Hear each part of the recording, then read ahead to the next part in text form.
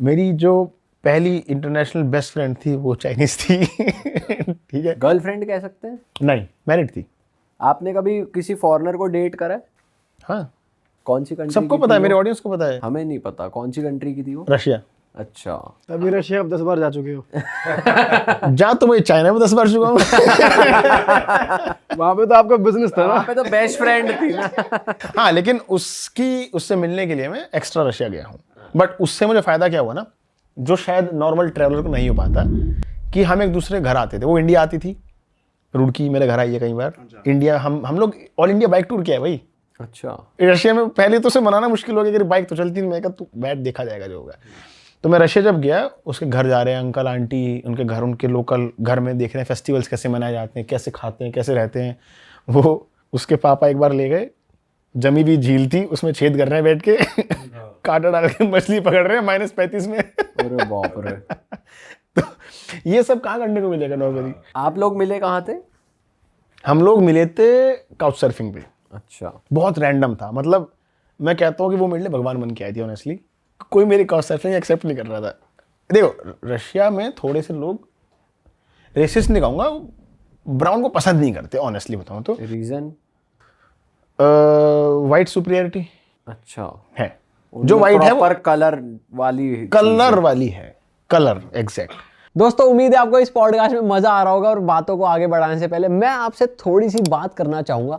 आप में से बहुत से ऐसे लोग होंगे जो खुद एक कंटेंट क्रिएटर बनना चाहते होंगे, पर उन्हें ये नहीं पता कि हम शुरुआत कैसे करें, कैसे एक यूट्यूबर बने, कैसे एक कंटेंट क्रिएटर बने। दोस्तों, हम पिछले 10 साल से कंटेंट बना रहे हैं और हमने एक ऐसा सिस्टम बना लिया है कि हम बनाते कंटेंट एक हैं, लेकिन उसको डिवाइड करके मल्टीपल प्लेटफॉर्म्स पे डालते हैं। Short form, long form, Facebook, Instagram, हर जगह उस कंटेंट को डालते हैं और अपनी अर्निंग्स को मैक्सिमाइज करते हैं।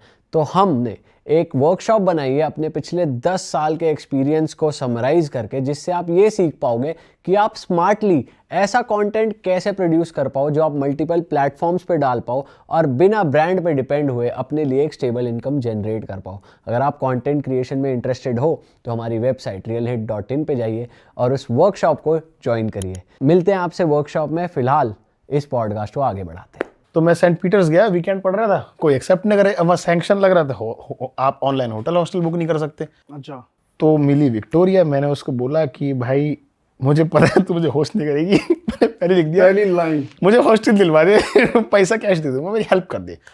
उसने कहा मैं तो हूँ नहीं, यहाँ पे मेरा वीकेंड में मेरा हाइकिंग है और किसी और को देख भाई। तो उसने फिर बाद में दोबारा कहा कि हॉस्टल के लिए आई विल ट्राई, मुझे कुछ मिलता है तो बताती हूँ। तो 2 दिन तक रिप्लाई नहीं आया।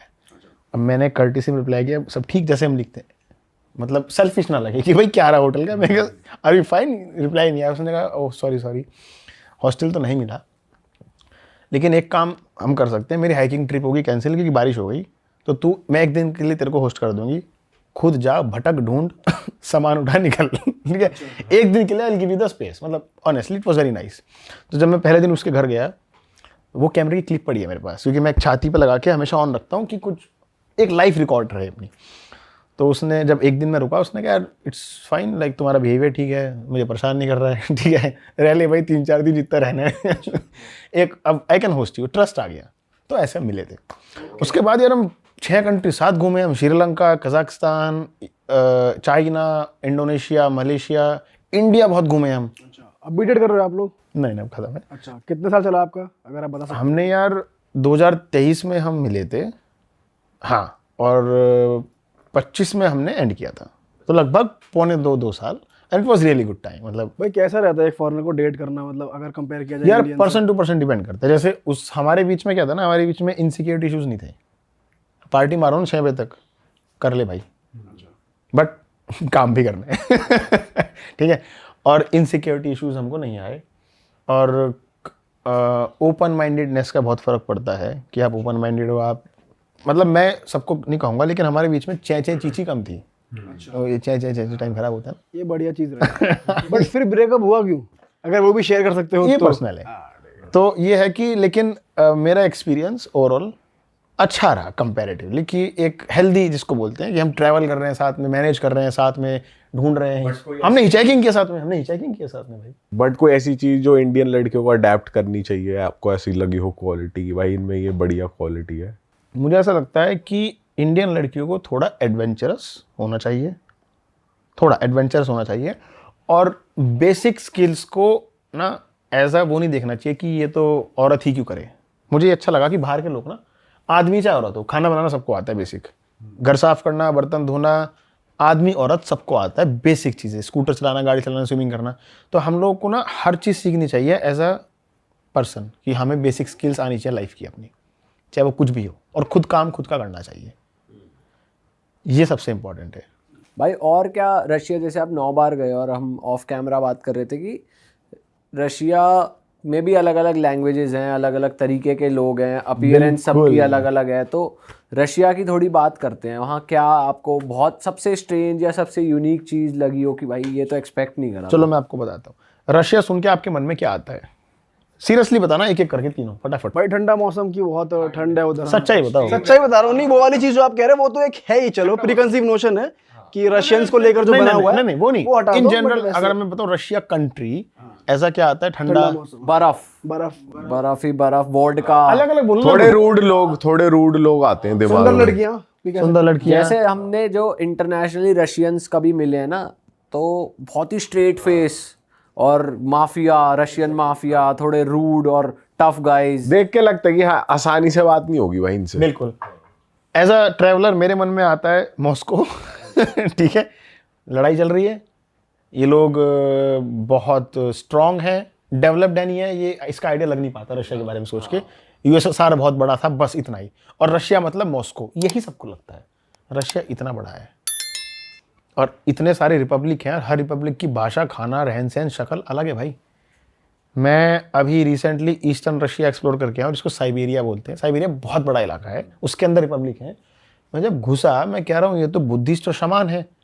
आप वेस्टर्न रशिया में जाओ, वहाँ तो सारे ऑर्थोडॉक्स क्रिश्चियंस हैं। यहाँ तो क्रिश्चियन की बात नहीं कर रहे हैं, यहाँ तो सब शमान या बुद्धिस्ट हैं। शमान भी बुद्धिस्ट जैसा ही सेम रिलीजन है, बट ये लोग सब पीस लविंग है, शांति है, मेडिटेशन वगैरह उस सब वाले, माला वाला पहनते हैं लोग। और जब मैं ईस्टर्न रशिया में गया, वो बहुत वेलकमिंग, लोग बात कर रहे हैं, हंस रहे हैं, घर बुला रहे हैं। मैं घरों में रुका हूँ लोगों के बिना काउच सर्फिंग के। अच्छा, घरों में रुका हूँ। तो वो कहाँ मिले आप ऐसे लोगों से? मतलब सड़क चलते ऐसे हिचहाइकिंग करते हुए? ऐसे सड़क चल रहे।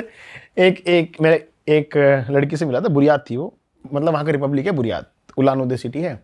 ऐसी मैं उससे रास्ता पूछ रहा था, ऐसी बात होने लगी। उसने कहा चल मैं दिखाती हूँ। दिखाते रात को लेट हो गए। मैंने कहा तो यार हॉस्टल भी निकल गया। उसने मेरे घर चल, तो मैं उसके घर रुका। उसके मम्मी पापा सब फैमिली थी, हमने बहुत मज़ा करा। मैंने इंडियन खाना बनाया, उसने अपना बुरियाती खाना बनाया, हम बैठ के खाना खा रहे हैं साथ में। तो लोग बहुत ट्रस्ट करते हैं इंडियंस को, they like Indians there. Eastern Russia is good. और भाई आप ये जो ईरान में जैसे अभी वॉर चल रही है, और हमने बहुत ट्रैवलर से सुना है भाई ईरान से अच्छे लोग किसी कंट्री में नहीं है, अफ़गानिस्तान और ईरान, वो इंडिया का बहुत रिगार्ड रखते हैं। तो आपका कुछ यूनिक एक्सपीरियंस रहा है वहाँ पे? ईरान का सुन के दिमाग में क्या आता है आपके, एज अ आम जनता? भाई आम जनता ऐसे आता है कि ज़्यादा डेवलपमेंट होगी नहीं, गरीब लड़ाइयाँ सा चल रही देश होंगी। है, ज़्यादा कहीं ना कहीं मिसाइल गिर रही स्क्रैपर्स होगी। नहीं होंगे। लड़ाई सबसे पहले माइंड में आती है कि वहाँ चल रहा होगा। ये मेरे पिताजी सोचते थे, तो मैंने उन्हें बताया नहीं मैं ईरान जा रहा हूँ। तो लैंड होके बताया पापा ईरान आ गया। यहाँ तो सब बढ़िया है, सब खैरियत। तो ईरान की कहानी जो है, मैं हॉस्पिटैलिटी तो मुझे नहीं पता था जाने से पहले। मैं तो रशिया के एयरपोर्ट पे था, सस्ती फ्लाइट मिल रही थी। मैं इतना पता था कि रशिया में इंटरनेट रेस्ट्रिक्टेड है। तो मैं किसी को ढूंढ रहा था कि बता दो क्या क्या ऐप डाउनलोड करूँ। तो एक आदमी मिलता है, बोलता है ये ऐप डाउनलोड कर ले। इंग्लिश आती नहीं थी, टूटी फूटी इशारों में बात हो रही थी। उसने जाते जाते एक बात कही, मेरा नंबर रख ले भाई, कोई समस्या हो मैसेज कर देना। मैं ईरान के एयरपोर्ट पे हुआ लैंड होती डब्बा गुल, फ़ोन काम नहीं कर रहा है, इंटरनेट है नहीं, टैक्सी कैसे बुक करें, airport is very far away from the city. तो एक पाकिस्तानी लड़का नॉक करता है पीछे से, भाई हिंदी बोल रहा है, क्या हो गया, कहाँ फंस गए? फंसी गया, आप क्या करें, ना इंटरनेट है ना पैसे हैं, करेंसी यहाँ की। बोल रहा मेरे घर चल भाई। ठीक है, पहले और बता डिटेल में अपने बारे में और परिचय दे अपना। और परिचय दो, कहाँ से हो, तुम्हारा पासपोर्ट की कॉपी दो। देखो इंडियन और पाकिस्तानी लोगों में अगर हम पॉलिटिक्स भूल जाएं तो लोग ट्रस्ट करते हैं एक दूसरे पे। बाहर हाँ, लोग मिलते जुलते हैं, अब धीरे धीरे ट्रस्ट कम हो रहा है धीरे धीरे, लेकिन इन जनरल मैं as a traveller I meet everyone. Avoid थोड़ा बहुत कभी कभी कर देता हूँ, लेकिन इन जनरल नो प्रॉब्लम। वो मुझे अपने घर ले गया, मैं कैमरे में बोल रहा हूँ वैसे, वो पीछे खड़ा है, पीछे गाड़ी के पीछे, मुझे पता नहीं साला कौन है ये और मैं अगर कुछ हो गया तो उसकी शक्ल ले ली मैंने कहीं मेरा कैमरा मिला तो उसको पहचान लेना, मैं भरोसा करके जा रहा हूँ उसके घर। वो अपने घर ले गया मुझे, उसने सिम कार्ड दिया, वाईफाई दिया कि तुम अपना हॉस्टल देख लो, सॉर्ट आउट कर लो, बिस्किट विस्किट दिए उसने मुझे, खाना था नहीं मेरे पास।